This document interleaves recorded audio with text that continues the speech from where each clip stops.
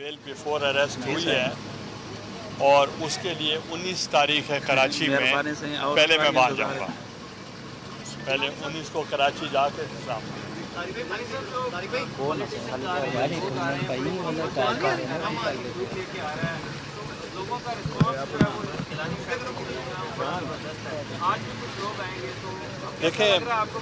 देखें हमने उनके साथ काम किया है, बहुत सारे लोगों के साथ, बहुत सारे पॉलिटिशियंस के साथ काम किया है।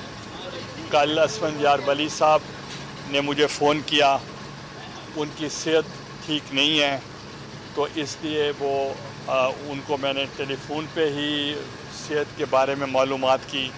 मौलाना फजलुर रहमान साहब का फ़ोन आया, हो सकता है कि अभी आना है मौलाना सिराजुल हक साहब ने, अमीर जमात इस्लामी ने, और फिर उससे पहले सदरुद्दीन शाह साहब जो मिनिस्टर हैं वो आए थे। अभी जाम माशूक अली साहब आए हैं, और कल former chief justice Tassaduq Jilani साहब आए थे, और बहुत से दोस्त हैं। फिर कल इत्तेज़ाज़ एहसन साहब ने मेरे साथ बात की, और उस वक्त कमेटी की मीटिंग हो रही थी अपोजिशन की, उसमें शाह महमूद साहब थे, जहांगीर तरीन साहब थे, गुलाम अहमद बलोर साहब थे, खुर्शीद शाह साहब से उन्होंने ताज़ियत की, चेयरमैन सेनेट ने की, प्रेसिडेंट ऑफ पाकिस्तान ने की, और कल इन्होंने शहबाज शरीफ साहब ने बात की, तो वो कह रहे थे कि मैं मुल्तान भी आपके पास आऊँगा। तो इसलिए काफ़ी पॉलिटिशियन जो भी हैं। अच्छा गिलानी साहब, जरदारी साहब से कोई राब्ता हुआ है? जरदारी साहब से बात हुई। कल आप कह रहे थे ज़्यादा वक्त नहीं मिला साहब के बाद, अब कुछ वक्त मिला है, पूरी कौम ये जानना चाहती है कि जो ये वक्त गुजरा है कैसे गुजरा, और अब आपका क्या तासुरात? देखें माशाल्लाह he is hello and hearty, बिल्कुल सेहतमंद हैं, और he has a very sharp memory.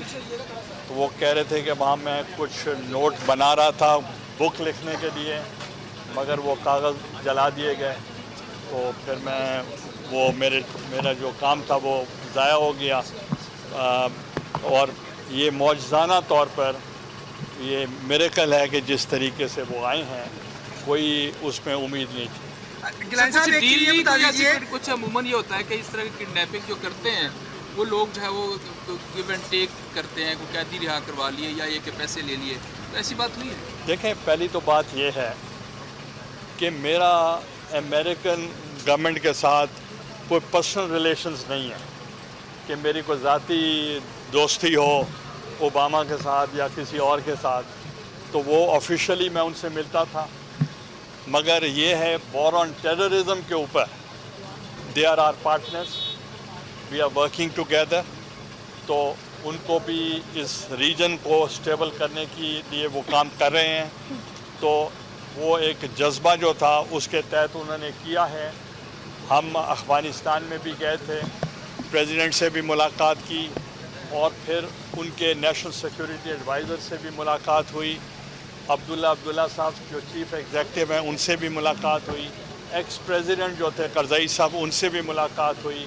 ये जो जॉइंट एक्शन हुआ है of the forces of United states and Afghanistan, मैं उनका मशकूर हूँ कि उन्होंने जो एक मिलिट्री ऑपरेशन किया है उसमें जो हाई वैल्यू टारगेट्स थे ऑफ अल-कायदा वो भी वहाँ मौके पे ही वो उनको मार दिया गया।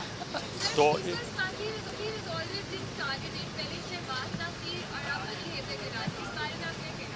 देखें पीपल्स पार्टी जो है उसकी एक तवील दास्तान है, और उनकी जो लीडरशिप थी, it started from Zulfikar Ali Bhutto, he was hang. फिर मोहतरमा बेनज़ीर भुट्टो साहबा ने उनकी क़यादत संभाली, शी वाज ए सेक्रेटरी। फिर उनके बाद मैं प्राइम मिनिस्टर बना, तो आपने देखा होगा दैट्स द ओनली प्रेसिडेंट जिसको डिस्क्वालीफाई किया गया। और for the non implementation of the NRO case, I was not the beneficiary of the NRO case. 8,004 persons were the beneficiaries. Out of 8,004 persons, I was the only one who was victimized. और आपने देखा होगा इस वक्त तक मेरे ऊपर कोई तकरीबन 26-27 केसेस बन चुके हैं 6 में बेल हो गई। और कल आने से कबल पहले मैंने बेल बिफोर अरेस्ट कराई है। बेल बिफोर अरेस्ट कराने के बाद बस उन्हें जगह मिल गई है। अब आप 2 मिनट है। बेल बिफोर अरेस्ट कराने के बाद ही मैं यहाँ पहुँचा हूँ। अच्छा गिलानी साहब, आपने पार्लियामेंट में बड़ी एक जो है वो बाजियाब हो गए हैं। खुशी की खबर है आपके लिए भी, पूरे पाकिस्तान में इसकी खास खुशी मनाई गई है। आपके दोस्त अहबाब आपको मुबारकबाद दे रहे हैं। पनामा लीक्स भी 400-500 अफराद उसमें ना, क्या इस हवाले से भी कोई खुशी कौम को मिलेगी? देखें, पहली तो बात ये है कि पनामा लीक्स के लिए जो कंबाइंड अपोजिशन का मौक़िफ़ है वो उस पर डेलिब्रेशन हो रही है। और कल जब कंबाइंड अपोजिशन मिल रही थी तो फर्दन मुझे मुबारकबाद दे रहे थे तमाम लीडरान इकराम। तो जो हमारी पार्टी की पॉलिसी है that has been conveyed to the leader of the opposition of both houses, senate भी और नेशनल असेंबली भी। तो लिहाजा वो अपना मौक़िफ़ जो है वो वहाँ पार्लियामेंट में पेश करेंगे और वज़ीर आज़म साहब भी अपना मौक़िफ़ पार्लियामेंट में पेश करेंगे। तो इसलिए लेट द पार्लियामेंट डिसाइड। अच्छा गिलानी साहब, आपने हिस्टोरिकल एक स्पीच की थी पार्लियामेंट में कि हमें स्टेट के अंदर स्टेट कबूल नहीं है। तो आपके बेटे को अगवा किया जाता है मुल्तान से, अफ़गानिस्तान से जो है बाजियाब होते हैं। तो आप ये नहीं समझते कि हमारे हसास अदारों की भी कई कोताहियाँ हैं?